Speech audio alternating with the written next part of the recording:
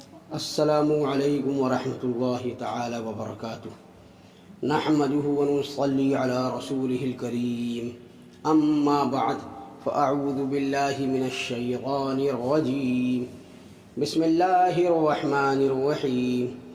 حصول برکت کے لیے ایک بار درود شریف پڑھ لیجئے۔ اللہم صلی علی سیدنا و مولانا محمد معدن الجود والکرم وآلہ وبارک وسلم۔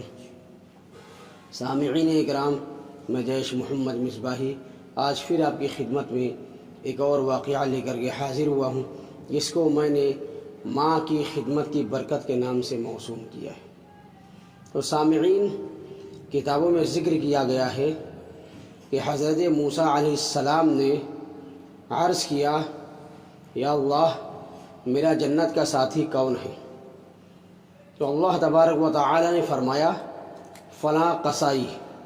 حضرت موسیٰ علیہ السلام نے قصائی کا پتہ پوچھا تو اللہ تبارک و تعالی نے قصائی کا پتہ بتا دیا۔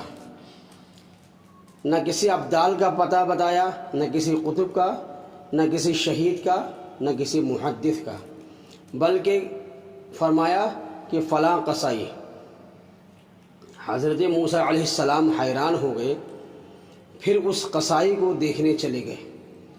قصائی بازار میں بیٹھا گوشت بیچ رہا تھا۔ شام ڈھلی، اس نے دکان بند کی اور گوشت کا ٹکڑا تھیلے میں ڈالا اور گھر کی طرف چل دیا۔ موسیٰ علیہ السلام بھی ساتھ ہو لیے، کہنے لگے بھائی میں تیرے ساتھ جاؤں گا۔ اس کو پتہ نہیں تھا کہ یہ موسیٰ علیہ السلام ہے، کہنے لگا آ جاؤ۔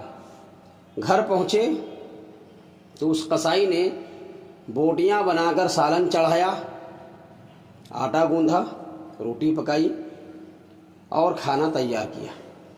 پھر ایک بوڑھیا تھی، اسے اٹھا کر کندھے کا سہارا دیا، سیدھے ہاتھ سے لقمے بنا بنا کر اسے کھلایا، اس کا منہ صاف کیا اور اس کو لٹا دیا۔ وہ کچھ بولی، بڑبڑائی۔ موسیٰ علیہ السلام نے قصائی سے پوچھا یہ کون ہے؟ اس قصائی نے جواب دیا یہ میری ماں ہے، صبح کو اس کی ساری خدمت کر کے جاتا ہوں اور رات کو آ کر پہلے اس کی خدمت کرتا ہوں۔ اب میں اپنے بچوں کو دیکھوں گا۔ موسیٰ علیہ السلام نے فرمایا یہ کچھ کہہ رہی تھی؟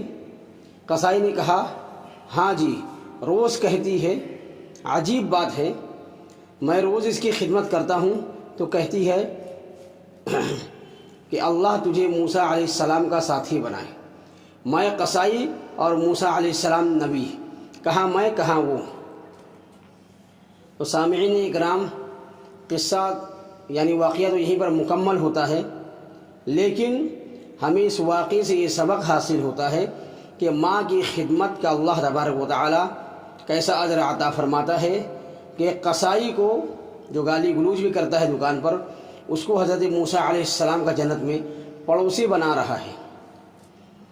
لیکن آج کل کے مردود اولادیں ہیں جو اپنے ماں باپ کی شان میں گستاخیاں کرتے ہیں اور ماں باپ سے حساب لیتے ہیں پیسوں کا، اور ماں باپ کے سامنے سینہ تان کر کھڑے ہوتے ہیں۔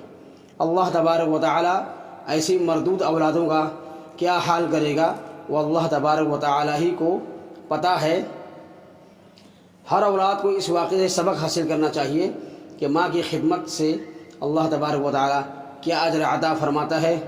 لوگ ماں باپ کے سامنے سینہ تان کر کھڑے ہوتے ہیں، اور جو سینہ تان کر کے کھڑے ہوتے ہیں اور ماں باپ کی شان میں گستاخیاں کرتے ہیں ان کی ہلاکت پکی ہے، کیونکہ اللہ کے رسول صلی اللہ تعالی علیہ وسلم نے ان کی ہلاکت پر آمین کہا ہے۔ اور جب رسول اللہ صلی اللہ تعالی علیہ وسلم نے آمین کہہ دیا ہے تو ہلاکت ایسی اولادوں کی پکی ہے، کیونکہ ماں باپ بڑھاپے میں ان کا بڑھاپا کا زمانہ ہو اور اولاد کو وہ ملے، یا ماں باپ میں سے کوئی ایک ملے اور وہ ان کی خدمت نہ کرے، تو اللہ کے رسول صلی اللہ تعالی علیہ وسلم نے آمین کہا ہے اس کی ہلاکت کا۔ تو ایسی اولادیں ہلاک ہوں گی۔ اللہ تبارک و تعالی ہمیں صراط مستقیم پر چلنے کی توفیق عطا فرمائے۔ سامعین اکرام، آج کی میری یہ ویڈیو یہیں پر مکمل ہوتی ہے۔ انشاءاللہ العزیز عن قریب ایک اور ویڈیو لے کر کے میں آپ کی خدمت میں حاضر ہوں گا۔ تب تک کے لیے اجازت مرحمت فرمائیں۔ السلام علیکم ورحمۃ اللہ تعالی وبرکاتہ۔